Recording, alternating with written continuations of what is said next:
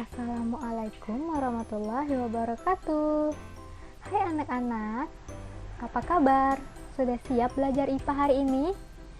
Nah, coba perhatikan gambar berikut ya. Coba lihat, benda apakah yang berputar ini?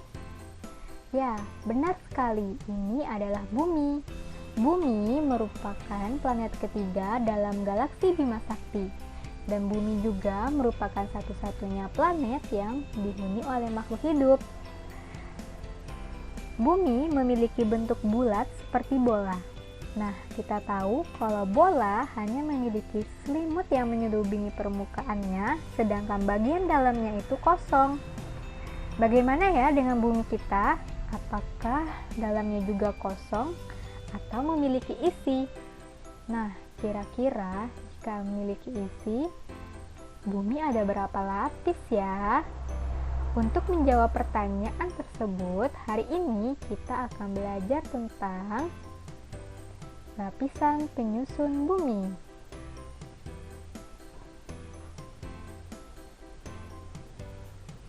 Secara umum, bumi terdiri atas 3 komponen utama, yakni komponen gas yang disebut dengan atmosfer, komponen padatan yang disebut dengan litosfer, dan komponen air yang disebut dengan hidrosfer.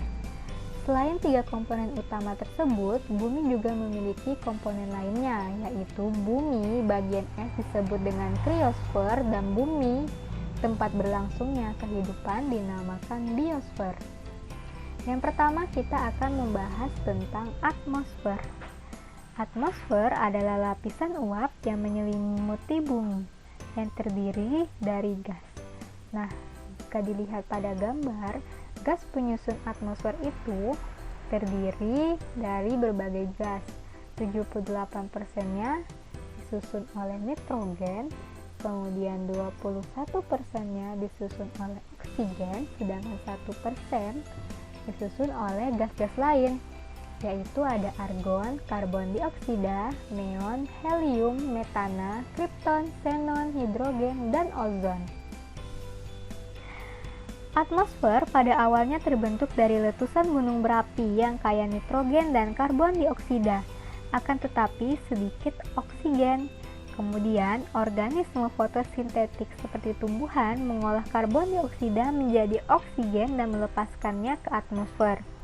Setelah terdapat oksigen, barulah terbentuk yang namanya ozon, yang memiliki peran penting bagi keberlangsungan organisme di bumi, yaitu berfungsi untuk melindungi bumi dari radiasi matahari.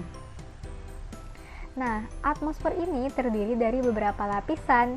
Nah, jika dilihat urutannya dari lapisan paling bawah, yaitu ada troposfer, kemudian dilapisi lagi dengan stratosfer, kemudian mesosfer, termosfer, dan eksosfer.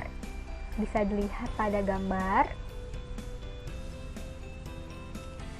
Kita akan bahas satu-satu ya.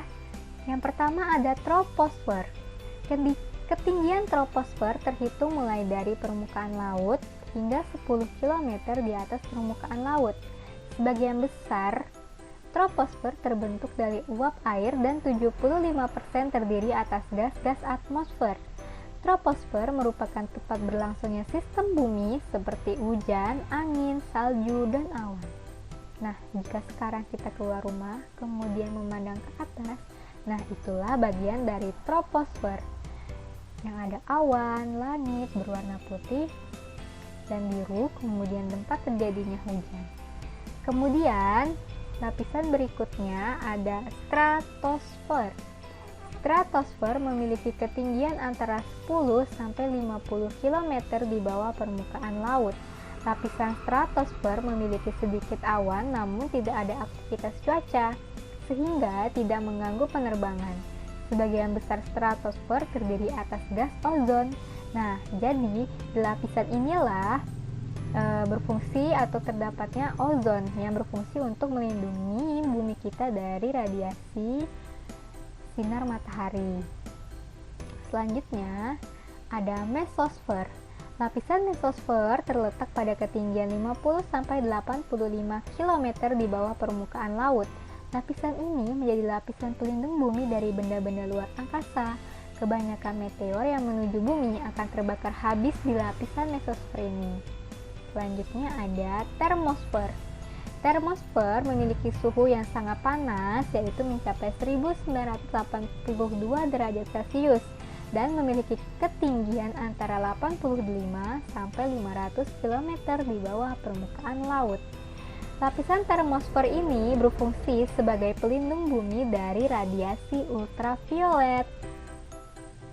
Yang terakhir ada eksosfer.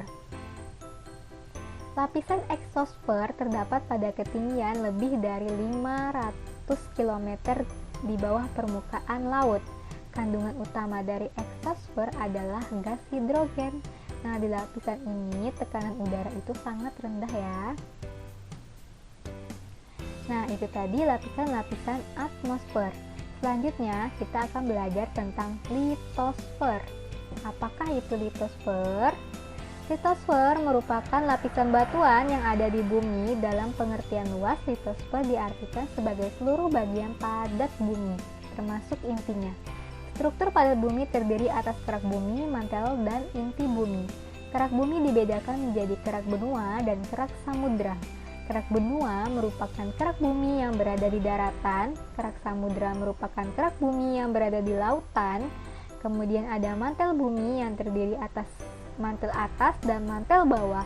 Dan inti bumi juga dibedakan menjadi dua, yaitu inti luar yang berupa cairan pekat dan inti dalam yang bersifat pekat hampir menyerupai padatan. Nah, bisa dilihat ini ada gambar dari lapisan bagian dalam bumi. Mulai dari terluar yaitu kerak bumi, tebal lapisan kerak bumi mencapai 70 km. Nah, kerak bumi yang ini adalah bagian kerak bumi yang kita tinggali sekarang. Tanah, batu-batuan itu termasuk dari bagian kerak bumi. Selanjutnya di bagian bawah dari kerak bumi yaitu ada selimut bumi yang tebalnya mencapai 2900 km. Yang ketiga adalah inti bumi yang terdiri dari inti luar dan inti dalam.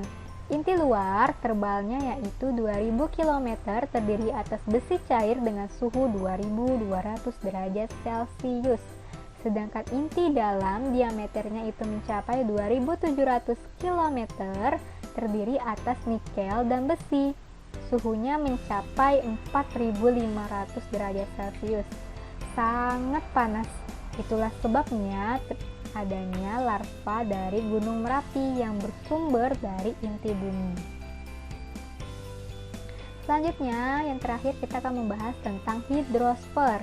Nah, bisa dilihat dari gambar bumi ini. Nah, yang berwarna biru cenderung lebih banyak daripada yang berwarna hijau atau coklat. Nah, ini dapat diartikan bahwa bumi lebih banyak disusun oleh air. Hidrosfer merupakan lapisan air yang menyelimuti bumi. Hidrosfer tidak hanya meliputi perairan yang luas seperti laut dan samudra, namun hidrosfer juga meliputi air di danau, sungai, air tanah, dan uap air yang ada di udara. Oleh sebab itu, air sangat penting bagi kehidupan manusia. Nah, semua makhluk hidup di bumi membutuhkan air, mulai dari tumbuhan, manusia, hewan, dan lainnya. Nah, untuk memenuhi kebutuhan hidupnya. Nah, bingung dong kenapa air itu tidak habis-habis? Nah, ini dia namanya, karena adanya siklus hidrologi atau siklus air. Nah, bisa dilihat pada gambar, ini merupakan proses terjadinya siklus air. Nah, jadi air itu kan ada air laut, air sungai, kemudian air tanah, air-air yang tergenang, dan lain sebagainya. Nah, siklusnya dimulai dari air-air itu. Nah, jadi air laut, kemudian air sungai, dan air-air di permukaan bumi itu terjadi penguapan. Jadi penguapan air-air yang ada di laut dan di permukaan bumi. Nah, kemudian uap air akan berkumpul di angkasa dan terjadi proses pengembunan atau yang disebut dengan kondensasi. Nah, terbentuklah yang namanya awan. Jika penguapan terus berlangsung, terjadi secara terus-menerus, otomatis uap airnya itu semakin banyak tersimpan di dalam awan. Nah, jika awan tidak mampu lagi menahan uap air, maka akan turunlah yang namanya hujan. Hujan yang mengandung uap air itu akan turun, kemudian kembali lagi ke permukaan menjadi air sungai, menjadi air tanah, kemudian mengalir kembali ke laut. Nah, itulah tadi pelajaran atau materi tentang lapisan bumi. Semoga kalian paham ya dengan materi ini, dan kita akan berjumpa lagi di video berikutnya. Wassalamualaikum warahmatullahi wabarakatuh.